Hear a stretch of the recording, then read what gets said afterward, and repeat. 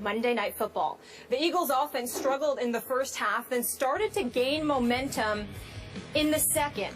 Looking like that highly touted offense many of us expected, but the Eagles missed a chance to go ahead when they missed a field goal with 2:27 to go. Then Ricardo Allen's interception sealed the win with 1:11 remaining, and the Falcons came back to beat the Eagles 26-24 after squandering a 17-point halftime lead, giving Dan Quinn an upset victory in his first game as Falcons coach. I want to mention Julio Jones owned the Eagles secondary all night, 141 yards receiving and 2 TDs.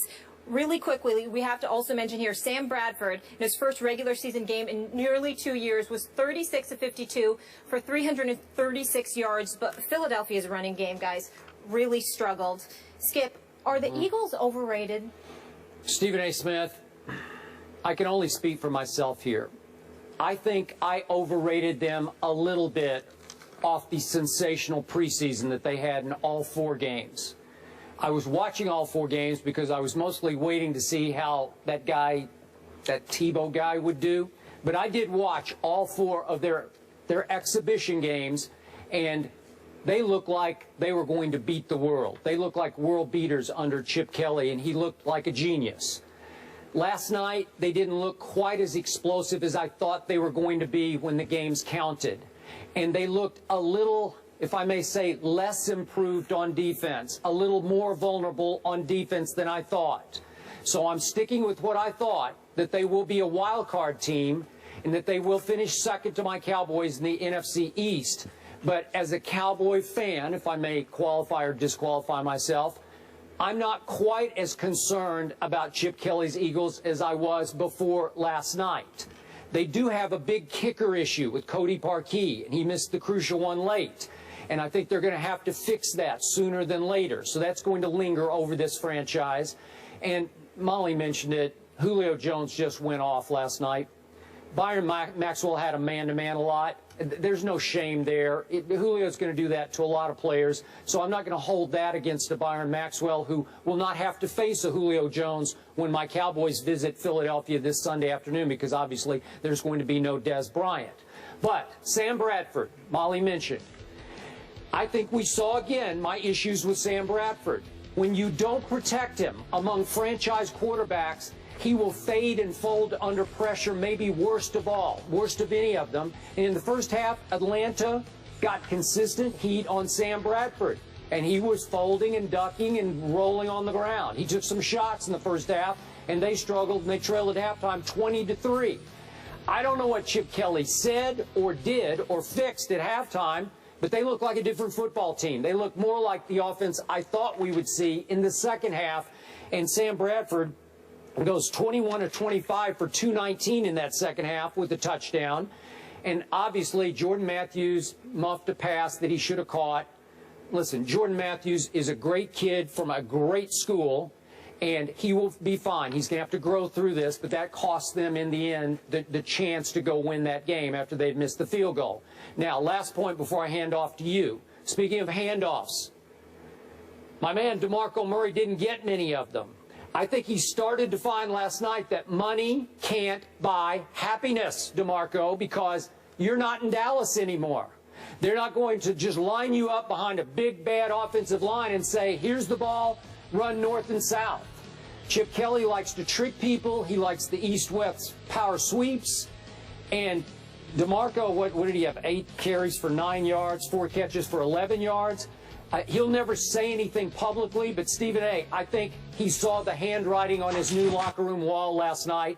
He's not going to be nearly as big a part of this offense featuring a Darren Sproles and a Ryan Matthews. And last night, 52 passes from Sam Bradford, in part because they fell behind. But I think DeMarco is going to be an unhappy camper, though he'll never say so publicly. Well, he may be unhappy in terms of the number of carries he receives, but he ain't going to be unhappy with that paycheck he's getting, because it was more than the Dallas Cowboys were offering him. So I think he'll get over that. But well, again, that's not all you want, but that's certainly primarily what you want when you put your body on the line. So I'm not going to fault him for that. Let's be clear about something here. If you want to really, really look and point the finger at anybody, pointed at Chip Kelly. Now, obviously, you look at a guy like Byron Maxwell. You paid the big bucks in the offseason. You no longer got Richard Sherman on the other side or the Legion of Boom covering you. You're on your own out there on an island.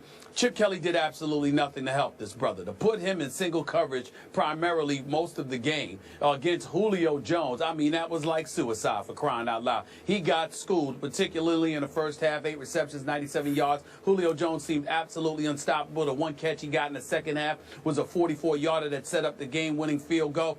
That's definitely on Maxwell from a talent perspective because he didn't seem to be on Julio Jones' level. I mean, for crying out loud, there were times when I looked out there and I was wondering whether or not Bradley Fletcher was still playing for the Philadelphia Eagles instead of Byron Maxwell. So that's certainly on him. He gets the big bucks. You got to show up.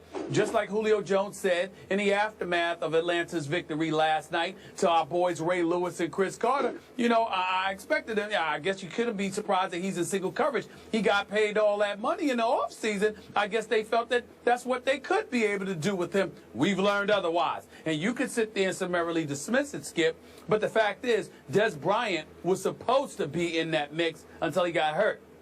You've got Victor Cruz and Odell Beckham Jr. in New York. You got Deshaun Jackson and Pierre Garçon in Washington. I'm not saying they're Julio Jones, outside of Des Bryant, of course, because he is. Outside of that, I'm not saying the rest of them are Julio Jones, but they are no scrubs. These boys can play.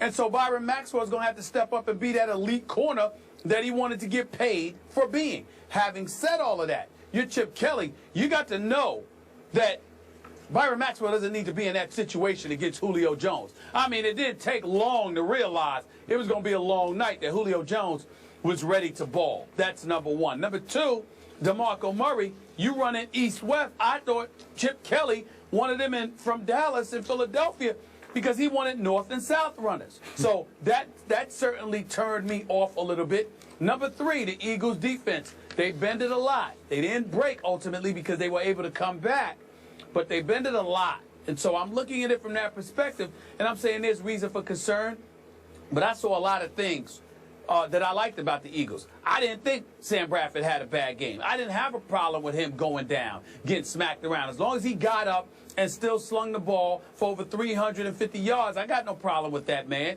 Darren Sproles, he was balling. Jordan Matthews, despite that late drop, was balling. But let's also come back to Chip Kelly on this point. As much of a stud as Jordan Matthews is, he's still a second-year receiver. That's your number one guy? You don't think it would have behooved you to have an experienced wideout on the football field with him? You got the rookie in Aguilar. You've got Jordan Matthews. Don't get me started with Riley Cooper. Ertz made a tremendous catch. Brent Selleck can play. But you got a second year. I like Jordan Matthews a lot. So do I. Okay? And it ain't because he's from Vanderbilt like you throw out up there with your homer self. It's why we should all love him. Jordan Matthews can play. He just had no business. He just had absolutely positively no business being the team's number one option. So there's some question marks with the Philadelphia Eagles. I'm still not diverting away from my pick for them to win the NFC East. But some of the things that Chip Kelly wanted to do, there were some positives there.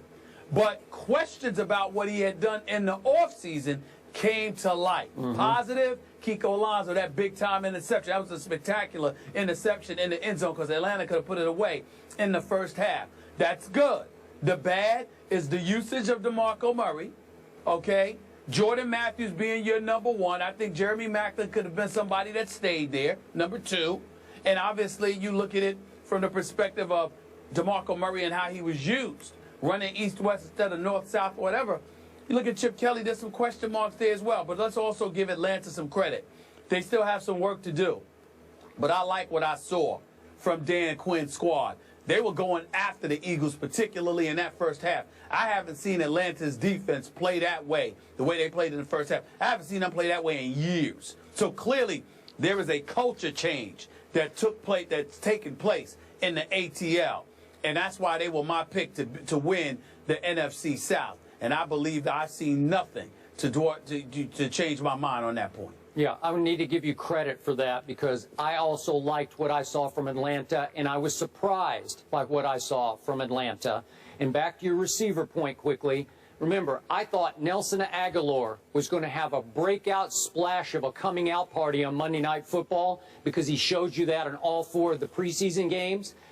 And the Monday Night Lights, I guess, were a little too bright for him. He caught 1 ball for 5 yards, looked lost on the first, that 1 ball that was thrown to him. So there were only 2 targets. He was only throwing 2 balls the whole night.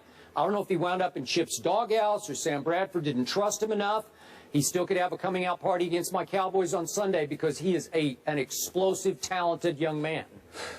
Well, he is. He's got a lot of talent. The bright lights might have gotten too much for him, but his first NFL regular season game. Give the brother a break. I'm not going to call him out on that. He's got a lot of potential. The upside is tremendous. Let's leave it at that. The bright lights of Monday Night Football in your first game, I mean, that happens. Where I would say to you that you need to watch, what you need to watch for, Skip, is this. The Philadelphia Eagles, as presently constructed, is the classic case of a team that's ultra talented, that can hit you with haymakers and really take you out of here. The flip side is, if you get physical with them, you put a hat on them, you can sort of mess with them a little bit. Always the They're case. not the most physical team in the world offensively.